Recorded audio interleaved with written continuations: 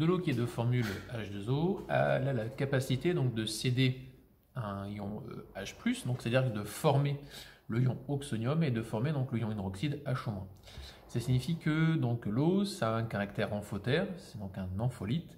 Elle participe à deux couples acide-base, donc soit elle est l'acide conjugué d'un couple, soit elle est la base conjuguée de l'autre couple. Et c'est la raison pour laquelle, lorsqu'on peut écrire l'autoprotolyse de l'eau, donc 2H2O, vont donner H3O+, plus HO-.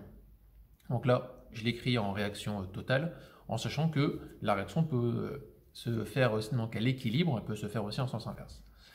La réaction, on dit que va présenter un pH neutre, puisque donc de l'eau, en conditions normales de pression de température, à 5 degrés Celsius sous une atmosphère, elle présente donc un pH neutre, c'est-à-dire un pH égal à 7. Donc, comment on a pu écrire une réaction chimique avec les H3O+, et les HO- et la molécule d'eau, ça signifie qu'on est capable d'écrire un quotient de réaction.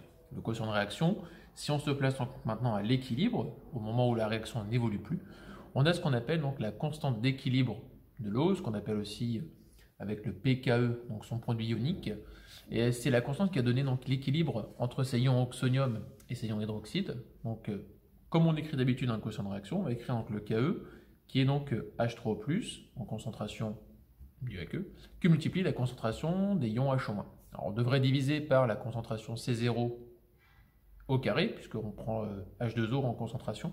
Étant donné que c'est le solvant, on lui donne la valeur 1, donc ici dans le calcul, on s'est permis de ne pas le mettre. Si maintenant on fait tout le développement, en imaginant effectivement de reprendre la formule que on peut relier le pH à la concentration des ions oxonium, donc pH égale moins log la concentration des H3O+. Là aussi encore, on fait abstraction dans le calcul de diviser par C0 pour éviter d'alourdir l'écriture. Et bien lorsqu'on fait tout le développement en mathématiques étape par étape, on arrive à revenir que donc le pKe est égal à 2 fois le pH. Si on fait donc 2 fois ce pH et qu'on s'est placé donc au pH neutre, à 25 degrés Celsius sous une atmosphère, eh bien on va retrouver donc un pKe qui vaut 14, donc un Ke, une constante d'équilibre, qui vaudrait donc 10 puissance moins 14 pour l'eau.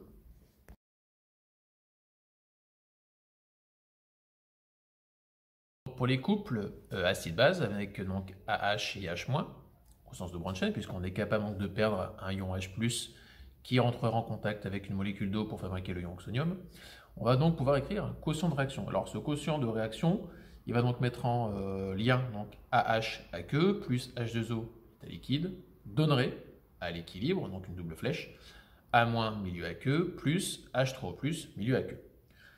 À l'écriture, donc, on va donc avoir un quotient de réaction, et si on se place donc à l'équilibre, on obtient ce qu'on appelle la constante d'acidité K. Cette constante d'acidité, elle est une référence, elle est la caractéristique en fait du couple qui va donc permettre de déterminer ce qu'on appelle aussi un pKa, valeur donc moins log du K, comme on avait le pH moins log de la concentration de H+. On va donc avoir cette valeur qui va identifier le passage entre donc l'espèce acide et l'espèce base du couple. Comme toute constante, elle ne dépend que de la température, et donc elle va donner vraiment une valeur de caractérisation, une valeur de caractéristique sur ce qu'on va appeler un peu plus tard la prédominance des espèces. Ce qui est intéressant avec ces valeurs de constante d'acidité, ou ces pK, c'est que ça va permettre d'identifier les espèces qui vont plus facilement se dissocier qu'une autre. Donc sur un axe de pH qui va donc aller de 0 à 14, on sait très bien que la concentration des H3O+ évolue en sens inverse. Donc plus je suis acide, plus ma concentration en ion oxonium est grande. Et la valeur donc, du K va se faire dans le même sens. C'est-à-dire que plus la valeur de la constante est grande, plus mon acide s'est dissocié, plus il a été capable de perdre ce H+, donc cet élément H qui va donc amener donc, de l'acidité dans le milieu. Et donc vu que le pK c'est donc le moins log du K, ben, on va évoluer comme le pH, c'est-à-dire que plus l'acide va se dissocier, plus le pK lui va chercher donc à diminuer.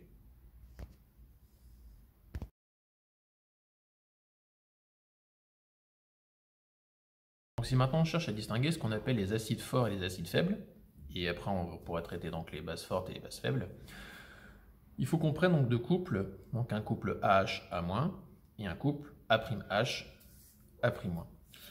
Ce qu'on a pu voir, c'est que donc plus le K était grand, plus mon acide se dissociait. Donc, il faudrait un pK très petit pour dire que mon acide arrive facilement à se dissocier.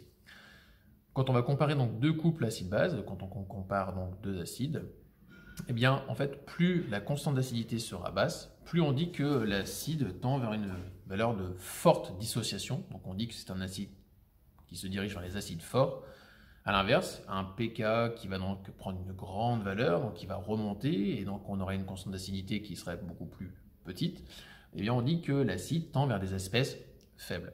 Alors, on va vraiment faire la distinguo entre acide fort et acide faible, en sachant qu'un acide fort, c'est une espèce qui se dissocie totalement dans le milieu aqueux. C'est-à-dire qu'en milieu aqueux avec de l'eau, on ne verrait pas la valeur de K, elle n'existerait pas dans le milieu aqueux.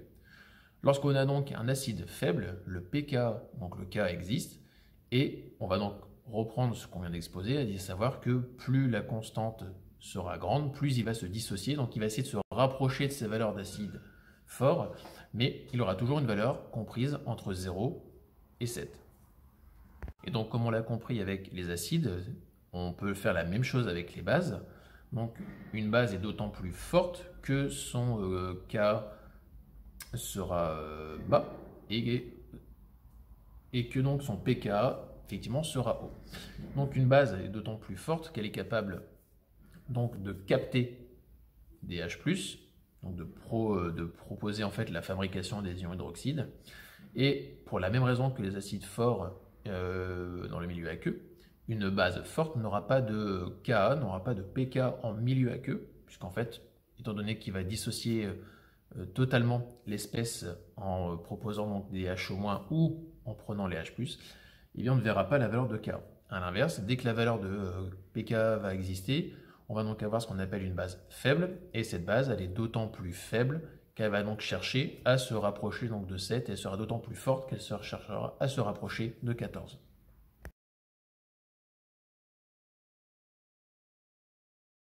Le domaine de prédominance, c'est surtout le fait donc de distinguer des zones dans lesquelles vont avoir des espèces qui vont exister à plus forte concentration qu'une autre. Donc en fait, une espèce qui va être plutôt majeure par rapport à une autre au sein du couple acide-base. On fait déjà le distinguo sur un axe donc, de pH où on dit toujours qu'entre 0 et 7, c'est l'acide qui prédomine. Entre 7 et 14, c'est la base qui prédomine. Donc à 7, pour l'eau, on est à pH neutre. Si on prend donc le couple AH-A-, on peut donc écrire sa constante d'acidité Ka. On peut par tout le calcul revenir donc à l'écriture du pK. On peut même l'incorporer avec une valeur de pH. Et on arriverait donc à une écriture d'une équation où pH est égal à pK plus le log du rapport des concentrations A- et AH. Cette écriture-là, elle va nous permettre en fait par la suite de faire un graphique, donc d'établir un axe ou un graphique effectivement bidimensionnel sur lequel on va reporter l'espèce qui prédomine. Donc c'est-à-dire comment ce rapport A- par AH va influencer la valeur de mon pH puisque je connais déjà son pK.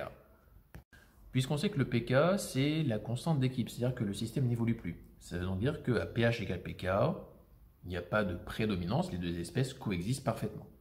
Et donc si le pH est en dessous du pK, c'est donc l'acide conjugué qui prédomine, et donc si le pH est au-dessus du pK, c'est la base conjuguée qui va prédominer. Donc moyennant l'équation qu'on a écrite, on va pouvoir donc faire un diagramme de distribution sur lequel on va reporter donc les concentrations des espèces. Alors on a essayé de garder le même code couleur, c'est-à-dire que l'acide conjugué c'est la partie rouge et la base conjuguée c'est la partie bleue, et que sur un graphique, on voit bien que plus on va avancer dans le pH, plus on va avoir donc notre concentration d'acide qui diminue. Et à l'inverse, la concentration de la base conjuguée va augmenter quand le pH va augmenter aussi. Et au croisement donc des deux graphiques, eh bien, on s'aperçoit effectivement qu'on retombe sur cette valeur où le pH, c'est bien donc le pK, lorsque les deux espèces coexistent parfaitement à même concentration. Et si on a compris cette notion d'équilibre entre la base conjuguée et l'acide conjugué d'un couple, ça va nous permettre donc de créer ce qu'on appelle les solutions tampons. Une solution tampon, c'est une solution dont le pH varie très peu lorsqu'on va avoir des ajouts modérés d'acide et de base. Un modéré, c'est vrai qu'il ne faut pas en ajouter non plus des grandes quantités. L'idée, c'est qu'on va donc faire coexister l'acide conjugué et la base conjuguée, donc moyennant l'existence à travers deux couples, de manière à arriver donc à un pH égal le pK, le plus possible, et que donc en fait ce milieu, ce tampon, va permettre en fait de garder une zone de pH fixe afin d'y travailler ou afin d'y incorporer des substances.